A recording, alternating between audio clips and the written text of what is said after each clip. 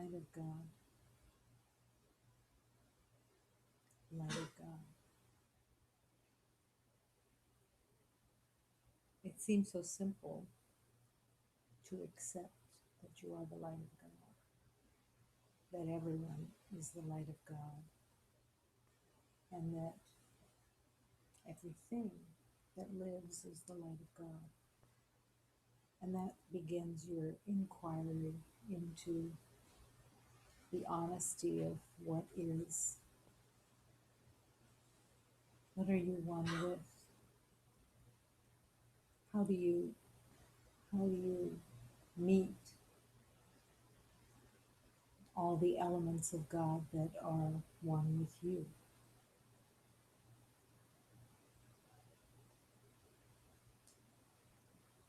That's where the beauty of deep surrender is so essential. Because how can we navigate a world that we've made to be completely upside down from reality? How can we navigate our way through there without the wisdom, the divine intelligence, the truth that will lead us? And this is why being led is so essential, because we can't know the way.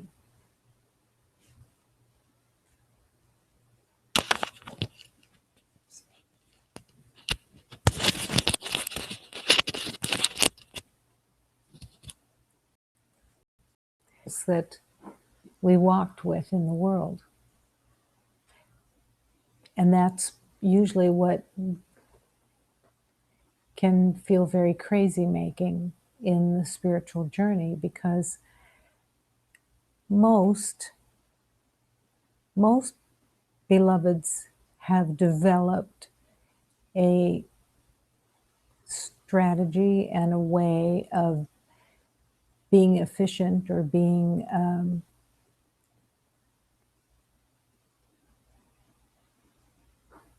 doing something right, doing something as it should be. And then the reward in the world is a sense of pride, a sense of accomplishment.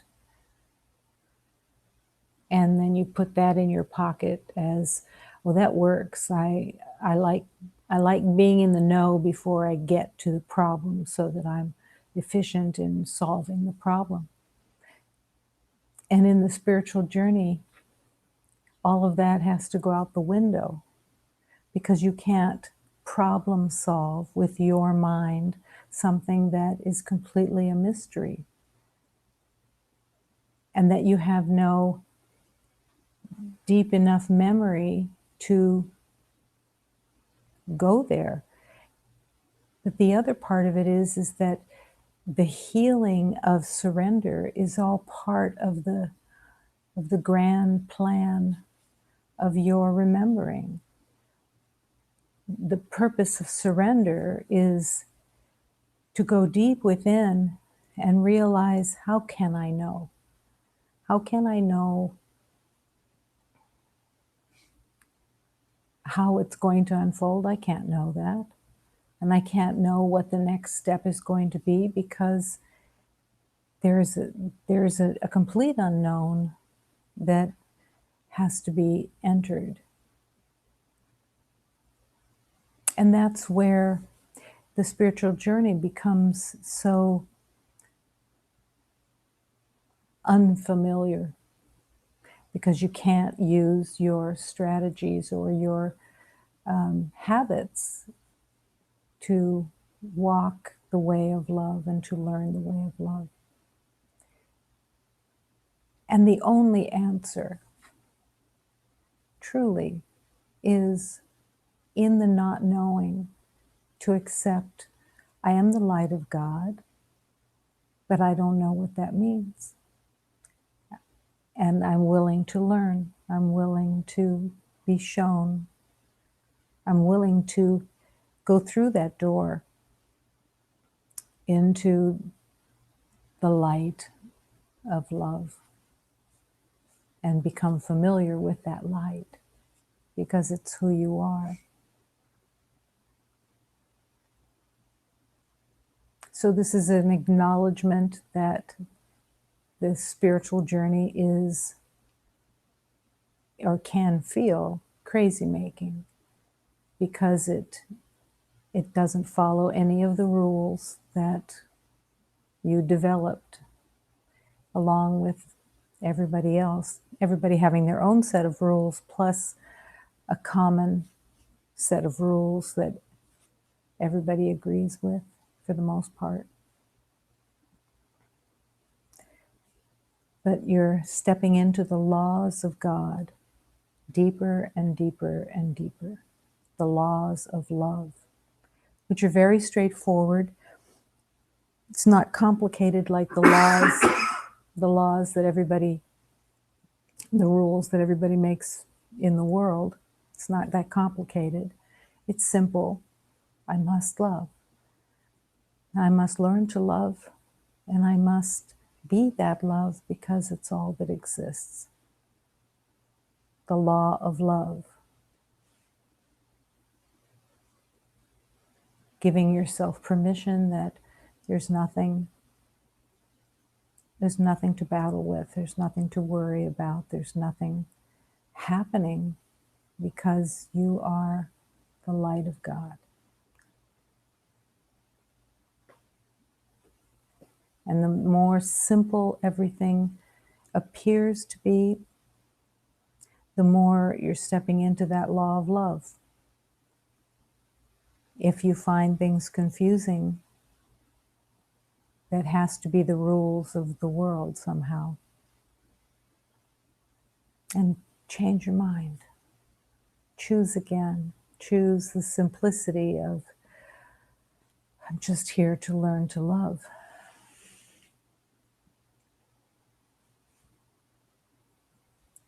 To learn to love because you are that love. Because you are the light. And nothing else exists.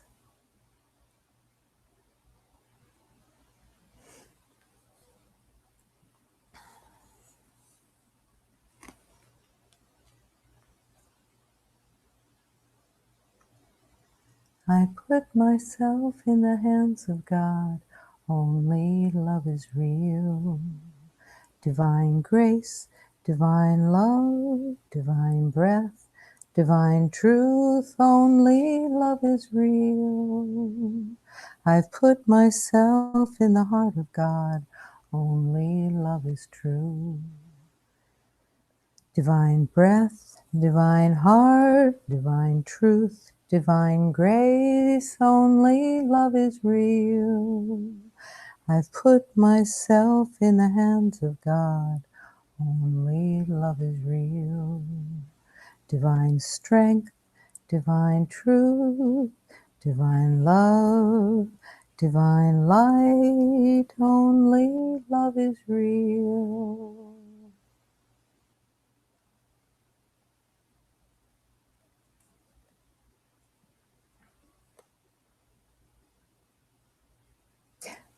Can't get much simpler than only love is real. I put myself in the hands of God. That's it for the day. Everything else will unfold from there. And with each breath, you can accept divine grace, divine love, divine truth, divine breath. It's all the truth of you in all of its simplicity.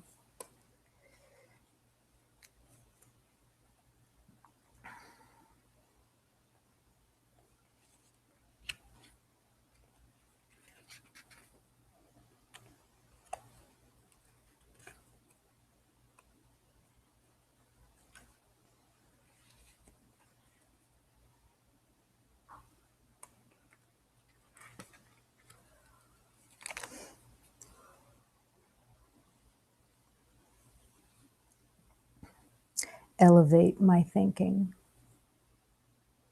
to God in the universe, to God, in the highest place, that the vibration of love exists everywhere.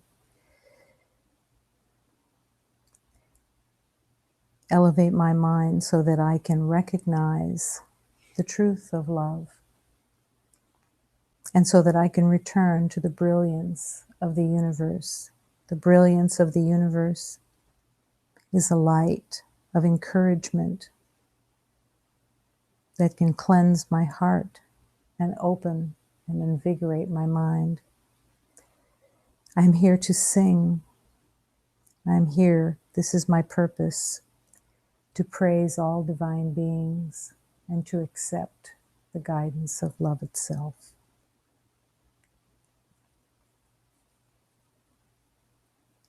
Elevei o pensamento a Deus lá nas alturas para reconhecer o brilho da formosura, o brilho da formosura e uma luz de alento que limpa meu coração e vigora meu pensamento. Aqui eu vou contando que a minha lida é essa, viva Rei Juramidã e a rainha da floresta.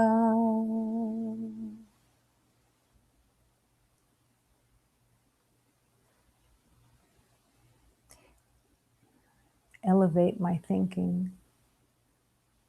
The first words, elevate my thinking, is an answer.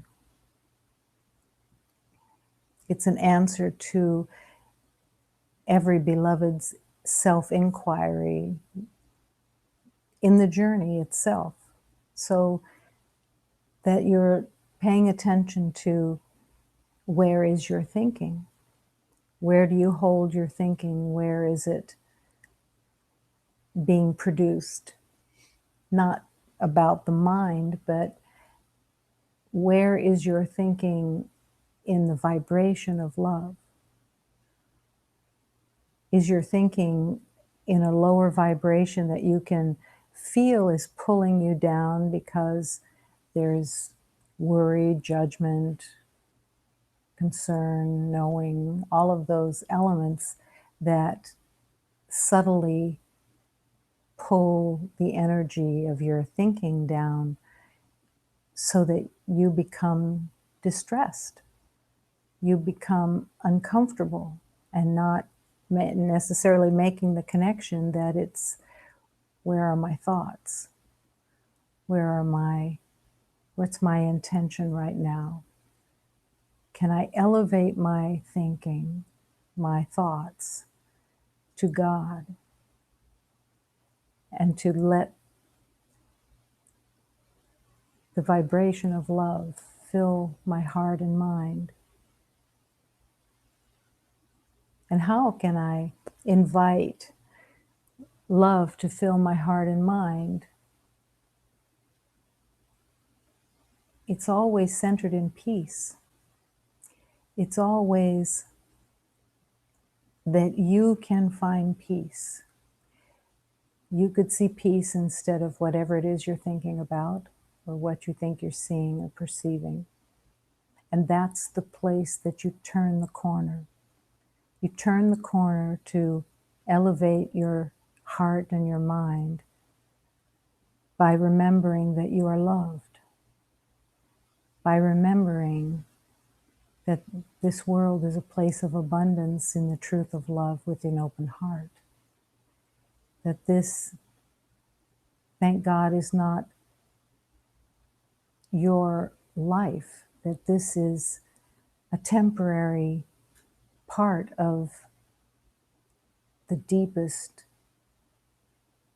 eternal life.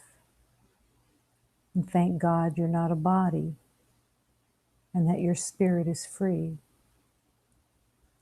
Thank God. You can elevate your thinking. And every time you elevate your thinking, it is a blessing to yourself and to everyone. The funniest thing about elevating your mind, your thoughts, is how resistant the ego can be to it. No, I like worrying. I like having problems. I feel comfortable with battling with something. I don't want it to go away. I want it to stay. Well, nobody is actively thinking that. But sometimes resistance is that strange. Why do we resist to elevate our thoughts into a higher vibration of love that will bring nothing but blessings and comfort? That when you enter the higher vibration of truth,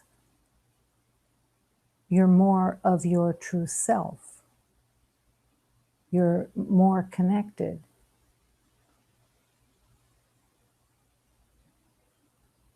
And it is a strange thing to consider that there's a resistance to that. And yet everybody carries that resistance. But once you start to see it, that it is a resistance that keeps you from love, you can start changing your mind and drop the resistance. And that dropping of the resistance is self-love. The dropping of resistance is a loving kindness to yourself. It is an act of love. Clearly, a kindness. And with that kindness comes compassion. A compassion that may be new because doing things out of rules doesn't allow for kindness. Doing things out of rules that have been made up doesn't bring kindness or compassion or gentleness. It is kind and it is a blessing when you allow yourself to surrender, to change your mind, and to elevate your thinking, your thoughts to God in the highest vibration there could possibly be. And that vibration is not known in the world of illusion, but the vibration of love is what you are. Elevating your thinking is definitely a kindness.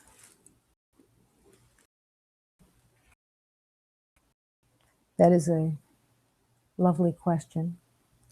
The saint knows that the spiritual path is the sublime chess game with God, and that the beloved has just made such a fantastic move that the saint is now continuously tripping over joy and bursting out in laughter and saying, "I surrender." Whereas, my dear, I'm afraid you still think that you have 1,000 serious moves. There was something about this poem that seemed so familiar. To believe that you have 1,000 serious moves is a very serious place. And it is a place that the ego really appreciates. 1,000 serious moves. And why is a saint just tripping and laughing and surrendering? Because you don't want 1,000 serious moves.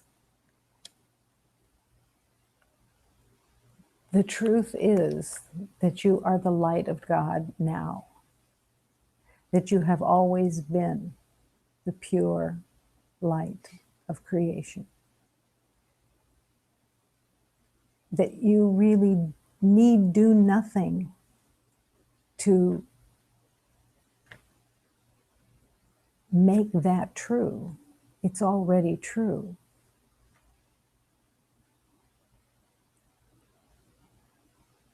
It's just all the made up moves that have been made to kind of block the awareness that you are already everything that is true.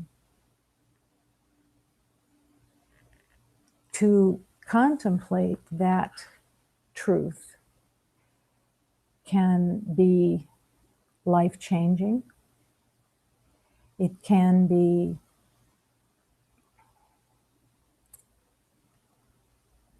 your deepest spiritual practice. But it is something to truly accept and to contemplate, to let the Holy Spirit take you into that truth, the truth that you need do nothing. You are already the perfection of God. You are the creation of God. Your divine spirit is perfect and whole and eternal. That is the truth of you. To accept that is to relinquish the complete lie of guilt and shame and even a goal, even believing that you're on a journey. It isn't that it doesn't come back to serve you, but in a moment you can open and realize there's truly nothing that you have to do, and completely feel the relief, because you have spent every lifetime battling with trying to find your way, just as everybody has. Crossed the desert, suffered in so many lifetimes, and here you come to this lifetime, and the truth is you need do nothing. That you are cooked, you are complete, you are perfect, you are eternal. And to accept that and to drop into the resting, that you never, ever, ever, ever, ever, ever, ever, ever, ever, ever have to prove anything, ever, ever, ever. No proving. And there's no proving because you are completely accepted and seen as the creation of God. There's nothing in the truth of love that doubts it. There is no doubt in God that you are God's creation. Perfect. There's no doubt. There's no door that's going to give you a startle that you bang on the door, on God's door, and somebody comes to the door, kind of like in The Wizard of Oz, when the guard comes and says, "You can't come in." But I've walked all this way. I've come all this way. There's no, this doesn't occur in truth. You have nothing to prove. You walk in and as the light of God and return to truth, to love, to light. So that's why you can rest and accept the guidance that wants you to be able to walk toward the light in the easiest, the shortest way. God does not want you to suffer in the spiritual journey. God does not want you to fail in the spiritual journey. God is not keeping score of the spiritual journey,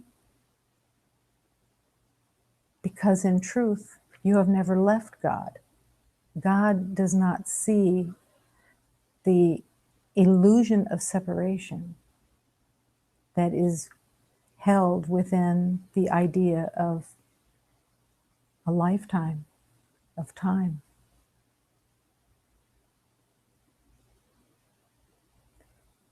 Imagine that there would be no contest. Who's going to get there first? Who's going to get there last? It makes absolutely no difference, because time doesn't exist. This is a ruse. The whole idea that you are working, the discovery ends up being, oh, wasn't God wasn't asking me to work hard. That was my own insanity. And the strength and the power of having to find your way through to deeper truth is you're led. All you have to do is say, okay, because I don't know where I'm going and I don't know what I'm doing, but love will guide.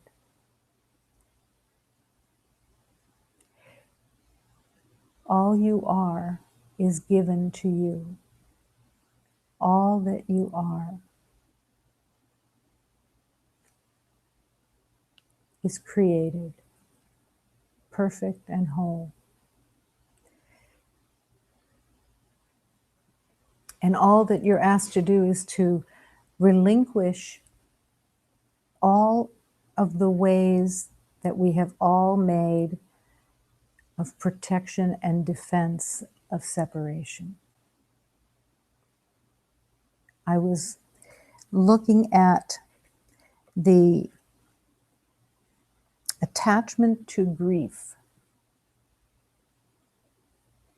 Grieving does not exist in love, because nothing can be lost and life is eternal. But there is a demand for grief from the ego that has made a rule that says grieving proves that you care. Grieving proves that you love, but it doesn't. It proves that you're afraid and that you believe that you've been separated from something that you didn't want to be separated from. And in truth, there is no separation. And the grieving falls away, because every beloved is still completely one with every beloved.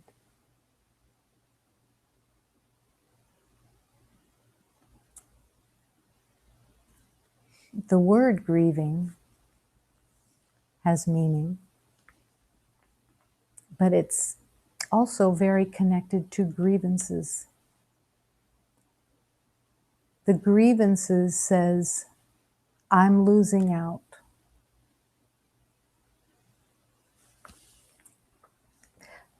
I received a healing I received many healings, but this particular healing was about a grievance or a grieving. We're listening to a beautiful hymn that was received about one of the masters in the shamanic path, about his daughter. And it was so beautiful. And it said, "Oh, my divine mother, that you have given me this flower in my garden to cherish." And it was so beautiful. And immediately the beauty of it went into a grief. And the grief was, I am never going to feel that. I am never going to know that love from a father to a child. And the healing came immediately. And it was Jesus standing there. And he said, "You are completely mistaken. Do not go into that place of grieving for something that you already have." And in that moment, he demonstrated, showed, invited in, and I went into the love of the Divine Mother and Father,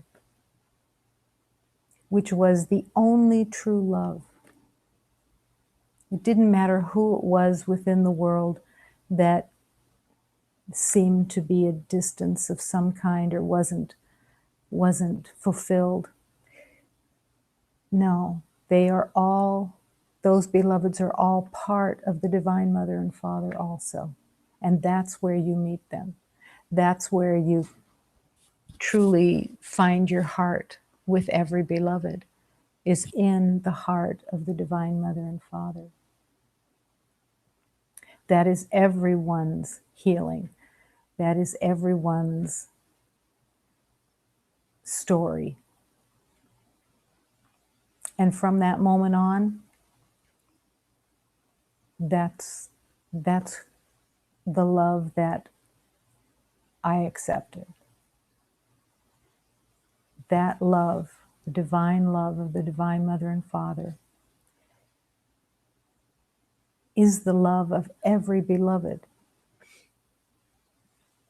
and certainly is the truth of every beloved who came as a mother and every beloved who came as a father on the earth plane. They came to learn the truth of love. And as you let yourself be immersed in the truth of love of the Divine Mother and Father, all those beloveds come with you in the oneness.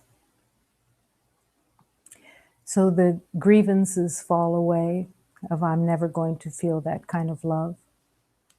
And the grief falls away that there was something missing. Because love cannot be made small. Love cannot be limited. Love cannot be conditional in any way. Love is the eternal fullness of everything. You are loved. You are love itself. And you will forever be loved. That is the fact. That is the truth. So then you can begin to laugh because you're playing a sublime chess game with God and fall into the arms of God.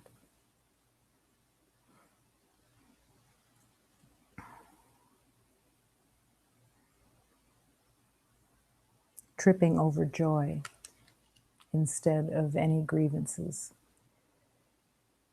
is the way back to love.